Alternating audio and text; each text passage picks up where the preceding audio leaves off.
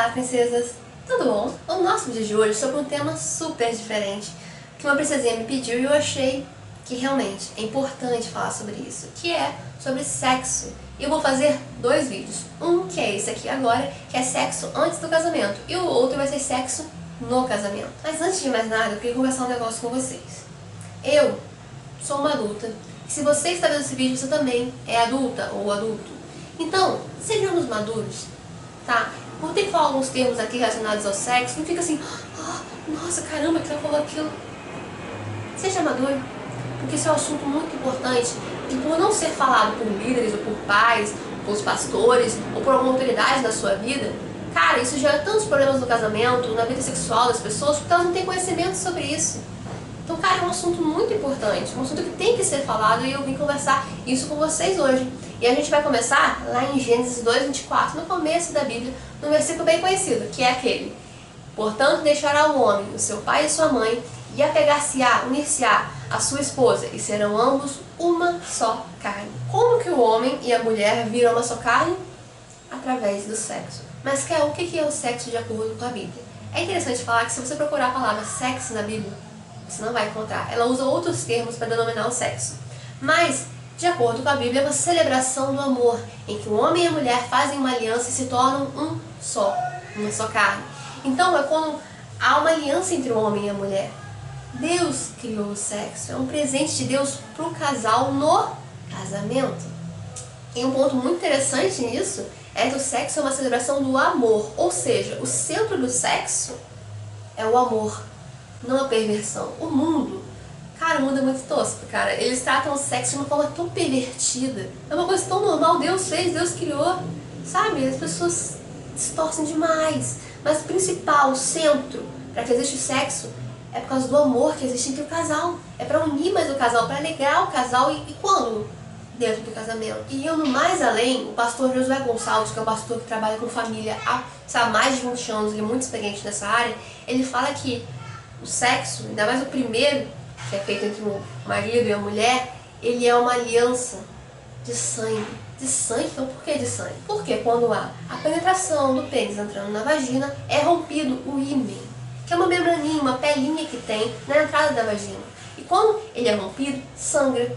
Então, tem mulheres que sangram mais, tem mulheres que sangram menos, varia de pessoa para pessoa. Então, quando a mulher perde a virgindade, sangra. Então, por isso que ele usa até esse termo de uma aliança de sangue, ou seja, uma aliança forte, uma aliança muito, muito séria.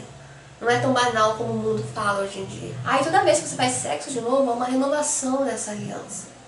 E você pode estar se perguntando, mas Kel, dói esse rompimento do ímen? Varia de mulher para mulher. Tem mulher que diz que não dói, mas os outros dizem que é mais ou menos, outros que dizem que dói mais, então varia de mulher para mulher. Uma coisa que é importante, que talvez as pessoas não te falem, mas eu vou falar porque quero realmente instruir você. Como você já está sabendo agora que sangra, leve uma toalhinha, um paninho para colocar embaixo para não sujar o lençol do hotel, né, onde você estiver fazendo sujeira. Então leve uma toalhinha, que é importante. E outra dica também, para poder ficar mais fácil, é você relaxar o máximo possível nessa hora. Porque se você deixar os músculos daqui para baixo, né, tensos, nervosos, por causa que você vai perder a virgindade, vai ficar mais duro, vai ficar mais forte e vai doer mais. Então é importantíssimo que você relaxe. Relaxa a perna, relaxa o corpo, seja bem relaxado, poder não doer tanto. Dói mais na hora que penetra e depois fica doloridinho. Pode ser que fique mais ou menos variando de mulher para mulher, não tem jeito, varia muito, gente, esse tipo de coisa, muito. Tem mulher que tem mais dificuldade, às vezes na primeira noite da lua de mel não consegue ter a penetração, tem mulher que consegue rapidinho, então uma coisa que varia demais. Então não fique criando mil expectativas ou morrendo de medo no dia mesmo, relaxe de verdade, para facilitar, que vai dar tudo certo. Mas voltando, de acordo com a Bíblia, a partir do momento que o casal faz sexo pela primeira vez, se inicia uma nova família, se inicia o casamento. O casamento é de fato consumado, iniciado no sexo. E é uma coisa que é muito importante eu falar, é que existe muita, mas muita ignorância em relação ao sexo na igreja. Ainda mais quando é numa cidade pequena, ou aquelas igrejas bem conservadoras, ou que não tem muito conhecimento. Eles tratam o sexo como se fosse pecado, como se fosse uma coisa errada, uma coisa vergonhosa. Por que eles fazem isso? Porque o pecado, a gente tende a entender que o pecado tem a ver com prazer. Que o pecado é uma coisa gostosa, uma coisa prazerosa. E o sexo também é uma coisa gostosa e prazerosa. Então as pessoas relacionam o sexo como se fosse um pecado, que não tem nada a ver. Gente, Deus aprova tanto sexo que tem um livro na Bíblia inteiro falando sobre sexo, que é o livro de Cantares. Então, Deus aprova o sexo. Não é pecado, é muita ignorância. Achar que sexo é pecado, que ficar nua na frente da esposa, você ficar nua na frente do seu marido, ele nua na sua frente, é pecado, que fazer uma relação sexual, ter prazer numa relação sexual, é pecado. Cara, isso é muita ignorância. Isso acontece que isso gera muita vergonha, e no meio cristão é um tabu falar sobre sexo.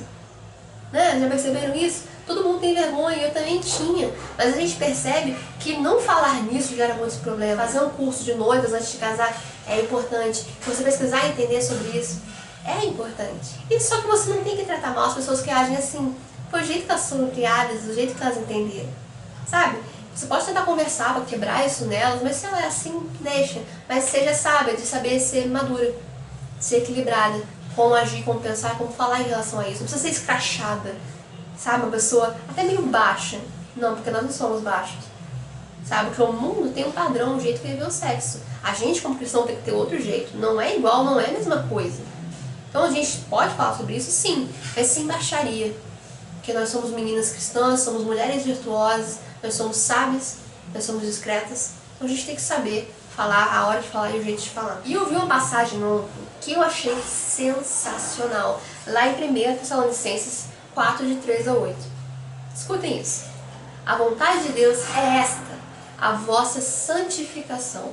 Por isso, afastai-vos da imoralidade sexual. Cada um de vós saiba viver com seu próprio cônjuge em santidade e honra, não dominados pela paixão e desejo sem controle, à semelhança dos pagãos que não conhecem a Deus. Quanto a este assunto, ninguém seduza ou tire proveito do seu irmão, porque o Senhor castigará todas essas práticas, como já vos tenho advertido com toda certeza. Pois Deus não nos convocou para a impureza, mas sim para a santificação. Portanto, aquele que rejeita essas orientações não está rejeitando o homem, mas a Deus, que vos outorga o seu Espírito Santo. O cristão deve agir com amor. Gente, é fantástico, eu acho que eu não preciso nem falar mais nada depois de ler isso aqui com vocês. Mas, como eu vou falar, essa parte que fala, cada um de vós sabe viver com seu próprio cônjuge em santidade e honra. Cônjuge? Ah, tá escrito cônjuge, então tem que ser casado. Eles aqui nem usam a possibilidade de fazer sexo se não for casado. Mas o que é o sexo de ser casado? Como a Bíblia trata isso? Trata como prostituição e imoralidade sexual. Então, fazer sexo antes do casamento na Bíblia é uma prostituição. E eu já falei em outro vídeo que prostituição é quando você usa uma coisa que tem um propósito para outro propósito. O propósito do sexo é para o casamento. E interessante, essa parte da santificação é sensacional. A vontade de Deus é esta, a vossa santificação. Então, se você tiver aí, ai meu Deus, uma vontade de namoro, uma vontade de fazer sexo e tal, você tem que pensar qual é a vontade de Deus para a sua vida. Porque ela é boa, perfeita e agradável. A vontade dele é qual? A vossa santificação. Mais do que ter vontade de fazer sexo, que tá assim com vontade de fazer com o seu namorado, você tem que passar a sua vida espiritual. A sua vida espiritual é eterna. É como eu sempre falo, a vida espiritual é o oceano e a vida terrena é uma gota. Então não troque a vida espiritual por momentos de prazer. Seja consciente. Coloque os pezinhos no chão. O peso para uma coisa tem para outra, meu Deus, não tem nem comparação, cara. É sua vida espiritual. É o que tem que estar em primeiro lugar na sua vida. Se você está com muita vontade de fazer sexo com seu namorado, cara, as suas prioridades, os seus valores estão alterados, estão desequilibrados. Se Deus estivesse realmente em primeiro lugar na sua vida, você não estaria pensando assim. Eu sei que é super difícil, eu sei que dá vontade. Você acha que não foi difícil pra mim, pro Rodrigo? Pô, foi pra caramba. Evitar ficar no quarto dele, evitar ficar em lugares escuros, evitar ficar namorando no carro, evitar ficar sozinho. Uma coisa que eu vi a Fabiana Bertotti falando agora há pouco, que eu achei muito legal, é de você conversar com ele sobre isso. Você, olha, não é certo. A gente tem que procurar ser santo diante de Deus, a gente tem que procurar fazer tudo segundo a vontade de Deus. A gente tem que tentar, na hora que estiver começando a esquentar, um dos dois tomar alguma atitude, um dos dois se afastar, sair dali, ir tomar um copo d'água, esfriar a cabeça, põe um hino, um louvor pra ouvir, sei lá, alguma estratégia. Você conversando com ele, quando os dois estiverem com a cabeça fria, quando por acaso esquentar, vocês já vão saber como agir. E se vocês não conversarem, vocês não vão ter uma reação naquele momento. E vai acabar rolando e piorando cada vez mais. E assim, o que ele fala aqui no final também é muito forte. Ele fala assim, portanto, aquele que rejeita essas orientações não está rejeitando o homem, mas a Deus. Tipo, ele deixa super claro. E também outra parte que eu achei muito interessante é que ele fala no finalzinho. O cristão deve agir com amor, ou seja, o sexo. O que o sexo é baseado?